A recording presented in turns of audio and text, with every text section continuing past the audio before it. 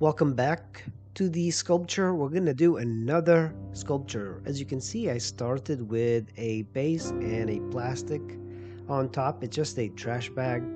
And I'm using grog clay once again. Maybe in the next sculpture, I'm going to do an oil-based clay or maybe a wax just to kind of vary it up. But I really like water-based clay. It just doesn't get enough dew. It's so flexible, so cheap. It's extremely affordable for just about everybody in the world. So I'm going to start with the block because my pose is a new pose that I got from ArtSpace, and it's a male model that's sitting. I've been doing quite a few female poses, so I decided to change it up just a little bit.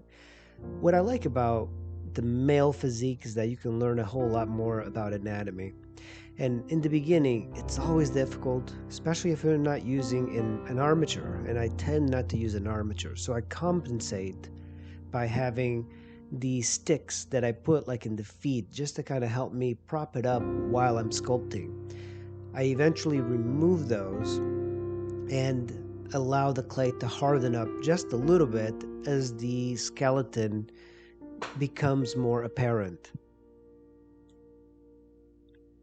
I add clay slowly in the beginning, but I am trying to create just the proportions and the gesture of this sculpture. It's kind of complex because he's got his arms above his head. That creates a lot of challenge, but it also creates a lot of interest. With challenge, you only get better. You want to do things that are difficult and kind of push yourself through. Often I found myself giving up, but I give myself a lot of time, and even if I don't want to work on something, I just keep pushing myself to do it. The more you work on it, the better it becomes. It does help to have somebody to look at your sculpture along with you to give you pointers. And there are many great sculptors online that will provide you with some valuable critiques. I've used up pretty much 25 pounds of clay at this point. The great thing about water clay is that you can remove the insides eventually and have a lot of the clay go back into the bag. I'm indicating where the pectoralis is there. Now I want to indicate where the spine, and now I decided to just remove a little bit of the base. It was getting too wide.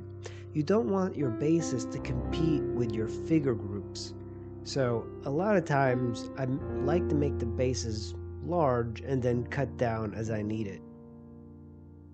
I add clay slowly in the beginning, especially on the top, and I've only indicated a little bit of what the head is for positioning purposes. But I don't want to add too much weight on the top because everything is going to be collapsing because water clay has got so much weight and is constantly pushing down. And you always have to keep that in mind. I'm always adjusting the sculpture. The spine wants to fold forward, so I keep pushing it back.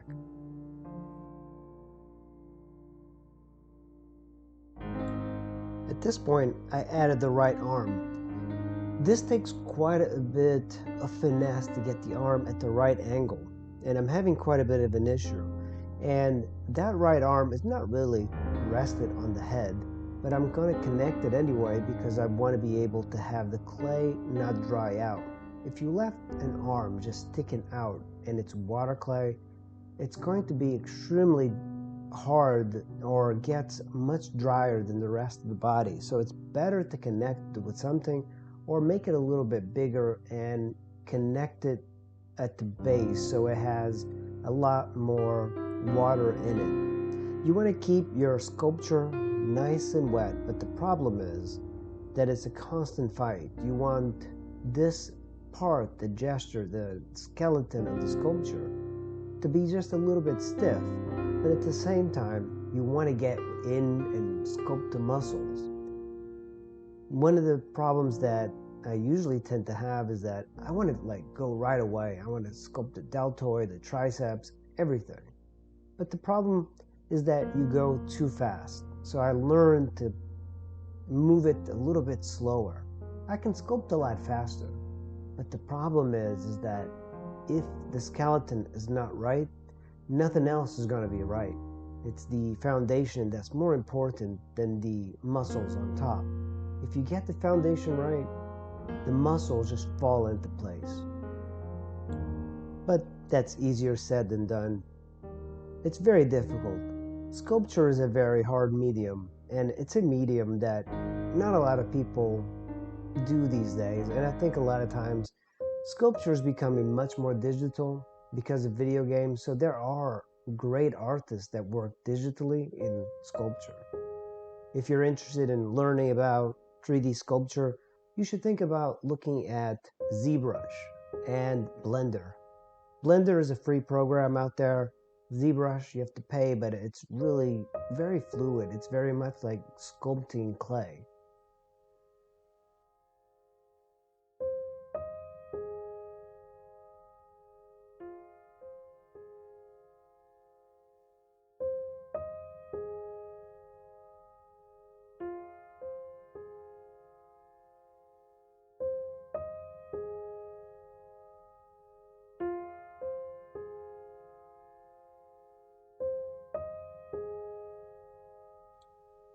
I decided to do something a little bit different. I wanted to provide some support for the figure because it keeps dropping. Clay is pretty heavy, so I take this pipe, and it's just a pipe that I had welded together, and I fit another pipe in the cross section, and I just basically skewer the model. I think you can buy these things, much better versions, but the idea is just to kind of hold the sculpture up. I've even made sculptures that can be held from the top down and hold it up that way, because the pipe itself is kind of intrusive. You want it to be far away, but yet it's very difficult to spread it out a little bit more from the sculpture. So this way, that pipe is going to hold up that torso while it dries just a little bit. You do not want to leave that pipe there for a very long time because the clay will shrink and it will wrap that around that pipe. It's going to be much harder and it could crack eventually the sculpture. So you definitely want to remove it as soon as the clay is stiff enough.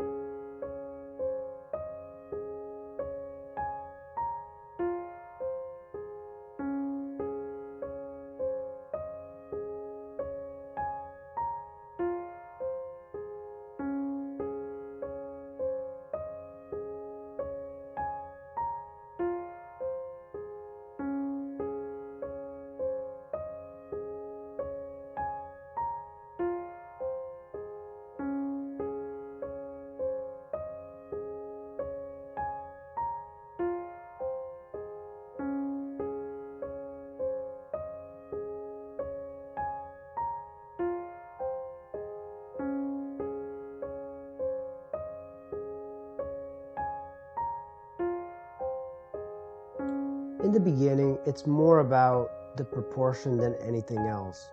Just try and work on the skeleton and don't add too much muscle and mass onto your sculpture. As you guys have seen, if you've watched this YouTube channel for a while, you know that I make plenty of mistakes.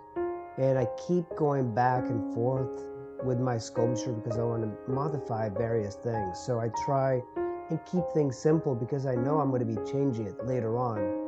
And just in case you had a figure like the last figure, the reclining figure, I wanted to make it something else at the end. And I was disappointed that I didn't.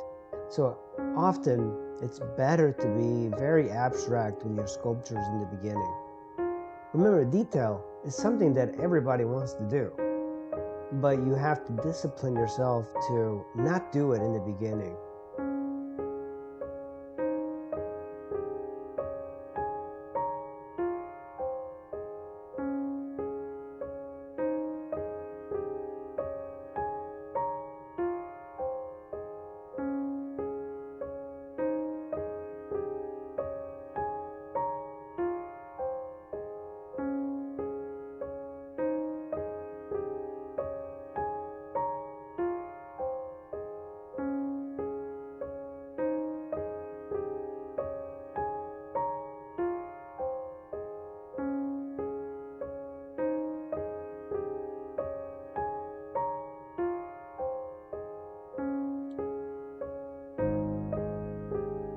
Now I have the arms connected.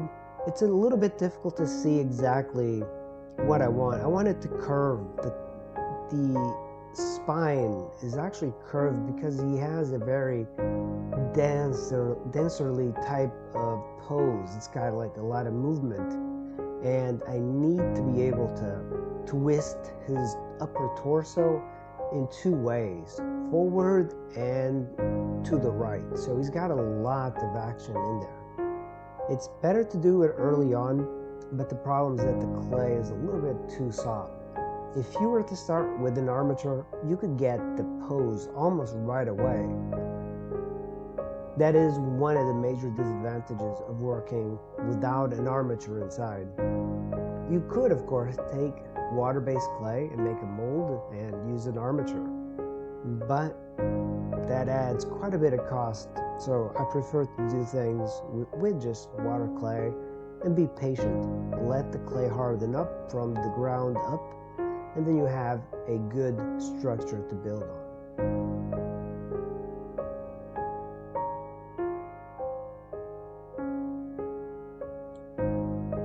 This session is what I would call the first session.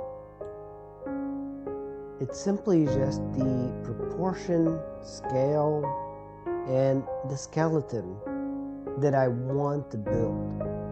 Once you have that, everything else is going to fall into place. It'll be a lot easier. I like to keep things just a little bit under the required amount of clay. That way I can build up. Sculptors generally want to add clay. If you start to get in the habit of removing too much clay, as I tend to do, you lose a lot of time. It's better to be efficient and just add clay. Learn where the muscles are and just add it. You should also have some sort of diagram in front of you that shows all the anatomy. I am considering scanning my Houdon sculpture, which is the écorché that shows all the muscles, and putting it up on my Patreon. So if you guys are interested, you might want to check that out. I'll be doing a scan on YouTube. I really appreciate you guys watching. I can't believe I'm at 3,000 subscribers. I really appreciate it. It means a lot to me, and thank you so much, and I'll see you in the next video. Bye.